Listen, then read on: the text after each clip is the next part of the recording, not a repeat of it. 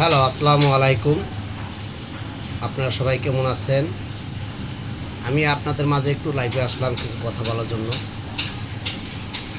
গত এক সপ্তাহ ধরে ঢাকার বাইরে যেসব গণ্ডগোল হচ্ছে বা ঢাকার ভিতরে যেসব গণ্ডগোল হচ্ছে, আসলে এটি কোনো জনগণ মাইনে নেওয়া যায় না। কথা না বললে পারি না, কেননা এই যে গতকালকা যে গণ্ডগোলটা হয়েছে কিশোরগঞ্জে, সাজিদ আলমকে এবং পাটোয়ারিকে যেভাবে গাড়ির প্রতি হামলা করা হয়েছে, আসলে এটি ঠিক না। এটা প্রতিটা রাষ্ট্রেই প্রতিটা বড় বড় নেতাগো সবসময় সরকারিভাবে আলাদাভাবে সিকিউরিটি থাকে।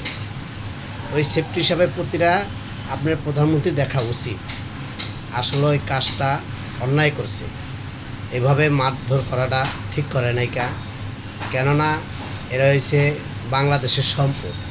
আমাকে বাংলাদেশে তারেক রহমান মন্ত্রী, উনি তো আসলে উনি আছে অন্য ধান্দায়, কেননা উনি বিদেশে লগে যোগাযোগ করব, অমুক রাষ্ট্রের লগে যোগাযোগ করব, বিভিন্ন রাষ্ট্রের লগে যোগাযোগ করব, কিন্তু বাংলাদেশে কি হচ্ছে এটার কোনো মাথা ব্যথা নাই।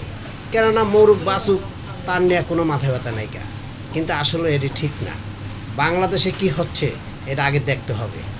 বাংলাদেশে কি হচ্ছে, এরা জনগণের কি হচ্ছে, কি খাইতেছে, আগে জনগণের আগে দেখতে হবে, তারপর ওনে বাহিনী নিয়ে কথাবার্তা বলতে হবে।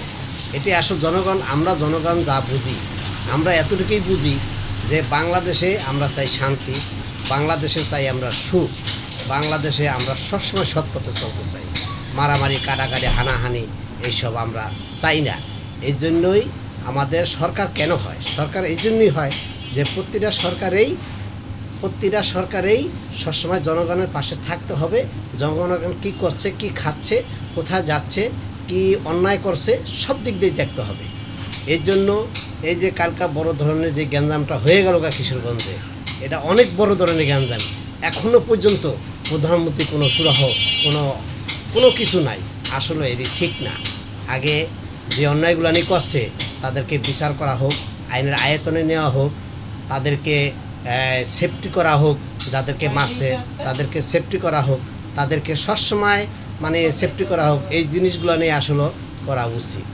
এই জন্য ঠিক আছে, আপনারা বাংলাদেশের জন্য করেন, এটা সবাই খুশি, আমরাও খুশি। তবে হ্যাঁ, বাংলাদেশে জামায়াত ইসলাম যদি ক্ষমতায় আসতো, অবশ্যই এরকম ঘটনা ঘটতো না। বাংলাদেশ আসলে ইসলামের আয়তনে থাকতো, ভালো একটা পর্যায়ক্রম থাকতো। আসলে বাংলাদেশে মাননীয় প্রধানমন্ত্রী হয়েছে, খালি হাসি আর ভালোবাসা দিলে হবে না, কাজ করে দেখাতে হবে। এই যে কালকা যে বড় ধরনের গ্যাঞ্জাম হয়েছে, এর আগেও দুদিন আগে বড় ধরনের একটা গ্যাঞ্জাম হয়েছে, সেটা হইলো যে একটা নায়িকারে কীভাবে অত্যাচার করছে। আসলে এই যে অত্যাচার করছে সারা বিশ্বের মানুষ জেনে গেছে এই জানার আগেই তার আগে কানে সে অবশ্যই জানানো উচিত এবং সে জানে, তখন এই বেদলটা ভাঙ্গে হেলানো উচিত যে এইসব নিকৃষ্ট গণ্ডগোল, এই নিকৃষ্ট এইসব কেন এর আমরা দেশের বিচার আমরা দেশেই করবো, বাহিরে মানুষ কেন জানবো? অথচ সারা রাষ্ট্রের মানুষ জানিয়ে গেছে কীভাবে মেয়েটারে অত্যাচার করছে। আর একটা অন্যায় করছে জামায়াত ইসলামে, সে যেহেতু অন্যায় করছে সে বিয়েও করে ফেলাইছে। এটা নিয়ে তো আর কোনো মাথা ব্যথা নাই, এটা নিয়ে কোনো ঝামেলা করার দরকার নাই। অন্যায় করছে, ধরা গেছে, বিয়ে করে হেলাইছে। কিন্তু এর যদি বিএনপি হইতো, কিন্তু মাইরা তো ফিসে হেলাইতো। কিন্তু আসলেও এটি ঠিক না। এই জন্য সরকারের দেখা উচিত কে কী করছে, কে কোথায় কী করছে, কে অন্যায় করছে। আমরা তো ভুল করি, আমরা তো ভুল পথে চলি।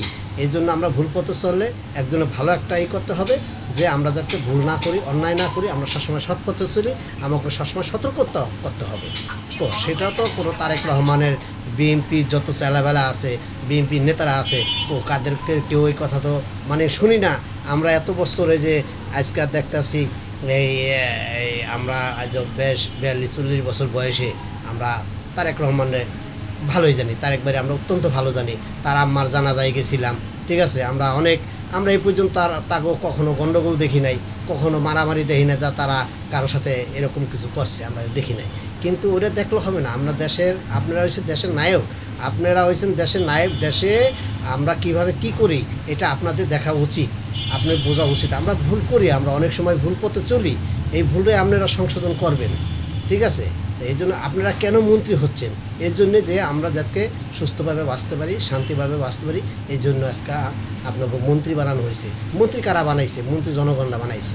জনগণরা মন্ত্রী বানাইছে। জনগণের মন্ত্রী যদি না বানাইতো তাহলে আপনারা কোনোদিন মন্ত্রী হইতে পারতেন না, বুঝছেন? আসলে আমরা চাইছি যে জামায়াত ইসলাম আসুক। আমরা দুই দলেই দেখছি, আজকে যদি জামায়াত ইসলাম ক্ষমতা থাকতো আজকে ঠিকই দেশ সুন্দরভাবে চলতো, অনেক সুন্দরভাবে চলতো, অনেক শৃঙ্খলভাবে, অনেক আইনকানুন নিয়মকানুন সব চেঞ্জ হয়ে যেত না, অন্যায় বেশি একটা হইতো না। কিন্তু আসলে সেটা হয় নাই, যেহেতু বিএনপি ক্ষমতায় আসছে। এই জন্য খালি দেশ বিদেশ নিয়ে থাকলে হবে না। দেশ বিদেশ আপনি যান, কাজে যান, কাজ আনেন, আমরাও চাই, আমরা জনগণ চাই। কিন্তু আসলে আমাকে বাংলাদেশেও দেখতে হবে যে বাংলাদেশে কি হচ্ছে, কি হইতেছে, এদিকেও দেখতে হবে। এই জন্যই আমি হয়তো বেশি কথা বলবো না, আমি এই পর্যন্ত কথা বলে শেষ করছি। আসসালামু আলাইকুম রহমতুল্লাহি ওয়া বারাকাতুহু। আজকে দেখেন এই যে যেরকম আজকে এই বিকালে সারজিৎ ভাই, ওই যে হাসনাত ভাইয়ারা, বড় বড় জামাত ইসলামের এনসিবি লোক সবাই গেছে। দেখেন আজকে এত বড় গণ্ডগোল হতো না, এত বড় ঝামেলা হতো না, এত বড় কালকা যদি এই ঝামেলা ইচ্ছা করলে মাননীয় প্রধানমন্ত্রী মিট করে ফেলাইতে পারতো। কেন কেন গণ্ডগোলগুলো নিয়ে বাড়াচ্ছে, কেন মারামারিগুলো নিয়ে বাড়াচ্ছে? এটি ঠিক না, এটি অন্যায়, এটি জঘন্য অন্যায়। আমরা চাই আপনারা সঠিক বিচার করেন।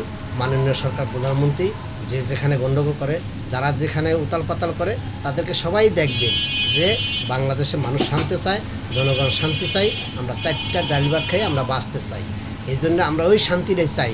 এই জন্য আপনাদের মাঝে একটু লাইভে আসলাম। আমাকে ক্ষমা করবেন, হয়তো আমাকে অনেক কথাবার্তা ভুল ত্রুটি হয়ে থাকে, যদি মাফ করবেন, ঠিক আছে? আমার বক্তব্য শেষ করছি। আল্লাহ হাফেজ। আসসালামু আলাইকুম রহমতুল্লাহি ওয়া বারাকাতুহু।